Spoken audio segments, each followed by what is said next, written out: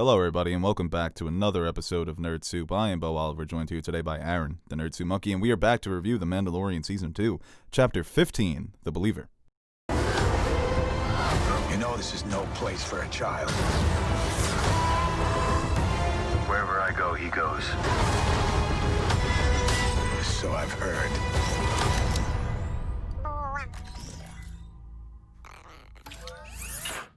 Mandalorian Season 2 is winding down, the second to last episode before the season finale, and we assumed that it would be action-packed, and this episode was action-packed. We saw Mando, Boba Fett, Fennec, and Cara Dune, good call by you, go along and break out Miggs Mayfield, played by Bill Burr, so that they can try and find the Imperial coordinates to Moff Gideon's ship. That was the main plot of this episode, and I don't think it's my favorite episode of the season. I don't know if it's one of the top 3 or 4, but it was a fun episode. I think if this episode happened earlier, I probably would have liked it more. But at this stage of the season, I was expecting a little more, and I was a little underwhelmed with this episode in terms of the build-up for a finale. It was a little repetitive. We've seen it before. But it's something where I think last season they did a great job of really wrapping it, bringing the season home towards the end and having everything so connected. This was another side quest to get coordinates. I mean, the action was cool, and I thought there's a lot of great things to like about this episode. But when it comes to Moff Gideon, Baby Yoda, Grogu, and Mando, it was just another step to getting to Moff Gideon rather than having that confrontation happen and having it having it roll over into the next episode. So I guess I might feel better about it if next episode happens to be like an hour plus and they really get into it. But I don't know, from just the standpoint of where we are at the season, I wanted a little more. Yeah, it didn't end with a cliffhanger like last season. It was just Mando sending that message to Moff Gideon, which was look how the turntables, right? It's always the bad guy sending those transmissions. Now it's a good guy. I kind of love that. Yeah, it was great. It repeats it word for word, and Moff Gideon is shaken up there at the end. Like you said, I wish these episodes were more connected. The first thing I did was pause the episode to see how long it was going to be. I saw 30 minutes, and I thought, okay, this is going to be another side mission. Bill Burr in this episode, I don't know where he pulled that out of, but all of a sudden he's Bill Mando. I mean, Bill Brando? Bill Brando. Yeah. Combining them. Yeah, I mean, I don't mind it. Like, we talk about it all the time. I don't mind the side quest, but there was an expectation for me at this point that we would get past that, and kind of like last season. And I kind of like that balance. But yeah, Bill Burr getting a little more shine in this episode, getting to show some of his acting chops. And I think him and Din have they have a pretty nice chemistry. They do. I kind of like their back and forth, or it wasn't really much of a back and forth. It was Bill Burr going on, and Din just being like, yeah, nope, we're nothing alike. And written and directed by Rick Famuyiwa, so that was cool to see him coming back. And I thought the dialogue in this episode was great. That scene when they're in the transport vehicle and he's just kind of talking about the state of the world, saying that it doesn't matter to these people who's in charge, reminiscent of Game of Thrones, that the normal everyday people don't care who sits on the Iron Throne. He makes the point about the New Republic and the Empire, that things are still pretty chaotic. And the scene where he sits down with Richard Brake's character, another Game of Thrones reference there, the Night King, Season 4 and Season 5, and I'm sure people recognize his face. He's been in a lot of stuff. He was a terrific villain, and their standoff, their sit-off, really, was Tarantino-esque. I thought that was one of the best dramatic scenes of The Mandalorian Season 1 and 2.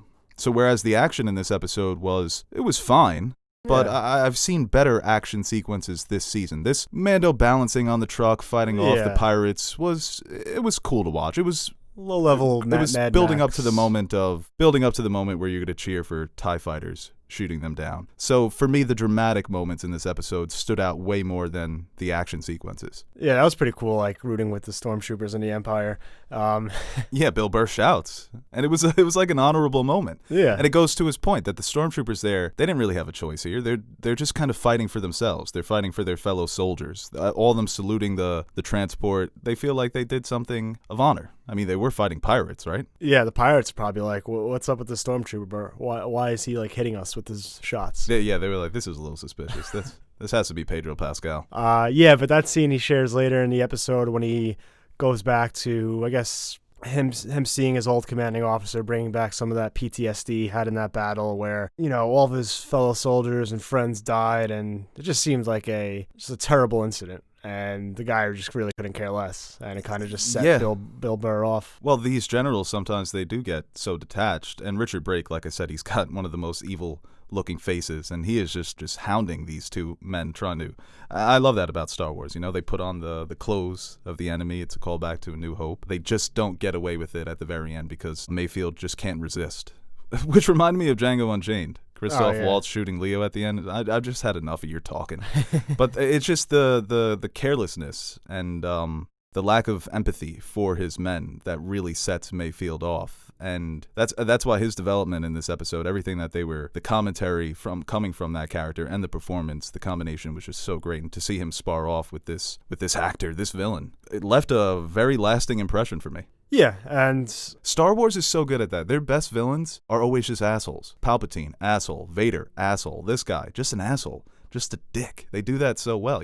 Moff Gideon kidnaps a baby. That's an asshole move. So this guy is, I'd say, he's in the pantheon of Star Wars assholes. I'd put him up there. And, I mean, how far into it did you know Mando was going to take his helmet off? Was it like the fourth or fifth time they mentioned the helmet thing that you were like, oh, he's going to take off his helmet this episode? Yeah, definitely. Yeah, hey, Mando, where's your helmet? Oh, you can't take off your helmet, can you, Mando? Oh, you take off your helmet? When's the last time you took that thing off, huh? I was thinking to myself while they're having these conversations, yeah, Dennis just kind of an extremist. You got to eventually let this go. And when Mayfield has that line, is it that you can't take off your helmet or you can't show your face? Because those are two very different things. And that attachment, the way that he's grown attached to Grogu, that he's willing to set aside his beliefs to reunite with someone that he considers to be his kid. That's why everyone's calling him his kid, which I really got a chuckle out of that. But yeah, now seeing Pedro Pascal, Teddy texted me and said, I forgot how good looking he is. Taking off the helmet, looking a little disheveled, but yeah, it's Pedro. It's Oberyn. That's got to be awkward, though, right? For him, especially, just to never have that happen before, never really have anyone see your face. I wouldn't know what to do, like facial expressions and all that. It's like, how do you even? Well, he did a good job with the helmet off. He did seem a bit lost. Yeah, like the tension was really getting to him, and it's not only the tension of the situation, but yeah, he probably felt naked. And Bill Burr comments right away on his good looks by calling him old brown eyes. No, he really needs to work on that, being able to talk his way out of situations. He was a deer in headlights. He's like, can we just punch each other?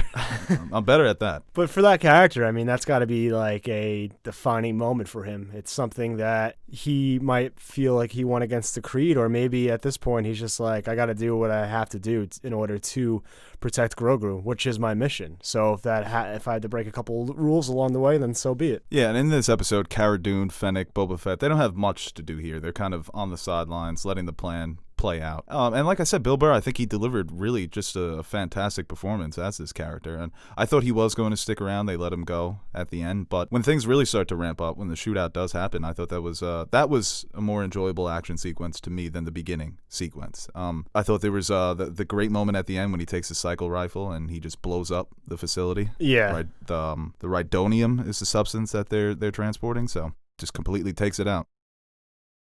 We get Boba back. He made some adjustments to his armor, polished it up a little, maybe got some attachments, and he looked good this episode. He didn't really have much to do, but he comes in, he sees Slave One, and bigger than I thought it would be. But right. Well, I love the way that ship looks takes smaller off. in Empire, but yeah, him on his back and then the ship flips forward. It's great. Yeah, so it looks like he's going to be sticking around for the final confrontation. Like he said, he was duty bound to help him find Grogu. So I think they looked fucking sick as hell when they were both together. Yeah, when he walks down and Mayfield first sees him, he says, "Oh, you reminded me of someone else." And then Mando walks right behind him. He's like, "What the hell is going on here?" This is also probably the first episode without Grogu in probably a while. Yeah, I wonder when was the last time we didn't see... I think this might be the only episode where he doesn't appear. For the entire episode, Grogu was not there. I thought maybe we would see him at the end with Moff Gideon, but yeah, no, we didn't get the chance. That's disappointing. Yeah, and I think the episode... if there was a couple of Grogu coups in this episode, maybe it would have worked better for me. I think so, too. Yeah, it's like, I don't need it to connect when I got that little sucker. Curious head nods. Yeah, it's Baby Yoda. But yeah, with the finale coming next week, you got to assume that this is all culminating into one final showdown with the remnants of the Empire led by Moff Gideon and Mando and his crew. I'm still excited to see that. I would have liked it to start this episode, but I think if they give it a solid hour next week, I think it could be a really good season finale. Right, and they're hinting at things that we've been speculating they may bring in later seasons. Palpatine, Snoke, when he remarks that people, they think that they want freedom, but that what they really want is order.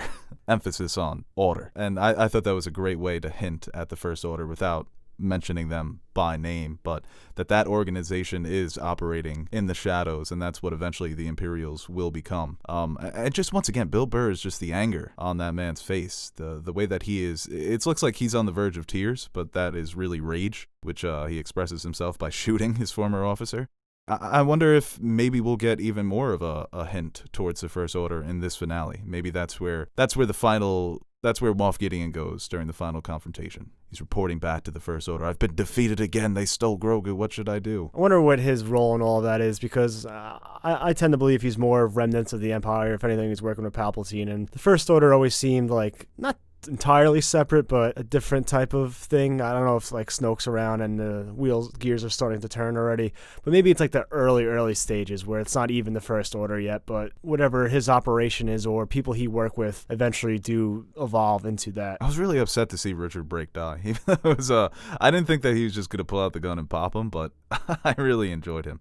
But yeah, I think you're right. We'll see. Maybe not just a seamless transition from Imperials to First Orders, where they all just buy new uniforms to say, hey, here are the new hats. We're changing cities. We're changing team names. And this guy's in charge. It's all Snoke, all deformed and shit. Maybe we get a Daddy Hux. His father or him? His father. Okay. Yeah, maybe. I guess, yeah, he is the man behind the troopers that were kidnapped rather than clone troopers, yeah. That would be a story that I wouldn't mind being told on screen. I mean, they've announced like 16,000 other shows, so might as well. Yeah, that's too much, man. Yeah, maybe Cara Dune and Fennec will have more to do in their shows than they had to do in this episode, and then we could talk about them more. But I'm sure that they're going to give each character a moment to shine in the finale, because you have all these great characters, and they all have kind of their individual skill sets. So yeah, and I would expect an appearance from Bo-Katan and her crew, and Ahsoka, very outside shot, but it's possible. Now, after this episode, I'm thinking no Ahsoka, but Bo-Katan, definitely. Yeah. I think that's the first person he gets in contact with, right? He just sends the coordinates to this ship, hit him from both sides, and Bo-Katan's got her crew with her too, so that makes them very formidable. And like we mentioned, Moff Gideon was spooked at the end. That usually doesn't happen. So how do you get this number? Block him. So yeah, no, that's going to be, I hope they do deliver, because overall I've very much enjoyed this season. This may be one of the weaker episodes of the season for me, but if they ended on a high note like they did the previous season, I'm going to be all in for season 3. I mean, I still am, but just from a fan's perspective, I want this to have a satisfying ending. I think we all do. Yeah. And that ending should include a lot of pew pew and cling cling. Wow. My prediction will be... We forgot to mention the fucking, that Boba Fett dropped. Oh, cool. Yeah, the callback to Attack of the Clones. That was cool. That may be the best part of Attack of the Clones, man. That sequence when Obi-Wan's trying to fucking maneuver through those things. My prediction for next week is they defeat Moff Gideon, and then there's like a post-credit type thing of the Jedi, whichever one it is that got Grogu's call. You know what? And that's going to make everyone go, oh! I wouldn't hate if they did another Luke Skywalker shows up at the end and then cut to credits. Just a call back to Force Awakens, even though that was only 5 years ago. He comes out of the shadows. He's like, he says one of his lines. Uncle Owen. What's wrong with you, guy? Hitting the head too many times. But yeah, I agree with you there that the final scene, or maybe even an end credit scene, is something with the Jedi, something with Mace Windu. All right, that is Chapter 15, The Believer. And we will be back for Chapter 16. Any guesses on the title? The Jedi 2. Well, would you look at that? It's finally over. Hey guys, Bo Oliver here for one final send-off. Now, before I beg you guys to like and share this video, I'd like to thank our very special Patreon pledgers. We are very proud of the community we've been able to build here at NerdSoup, and it would not have been possible without our Patreon supporters. You guys are the true MVPs of this channel. Everything I've said, you keep the fridge full, you keep the lights on. There aren't enough words to thank you guys, but we'll do it anyway. Thank you. And we have a few videos coming up that have been suggested to us by Patreon pledgers. My Hero Academia, Neon Genesis Evangelion, and Full Metal Alchemist will be reviewed by Marissa, and yours truly, and Castlevania, which will be reviewed by Marissa and Aaron. And if you'd like to consider donating to our Patreon page, you can visit patreon.com/nerdsoup and check out some of the rewards we offer to our listeners. And really, we'd like to thank everyone who takes the time out of their day to watch our videos. Patreon pledger or not, your support is what keeps us motivated to keep giving the world our opinions on movies and TV shows and video games and pop culture, even though no one asked for it. We're still here, we're still yapping, and we hope you continue to join us. I'm Bo Oliver, and I support this message.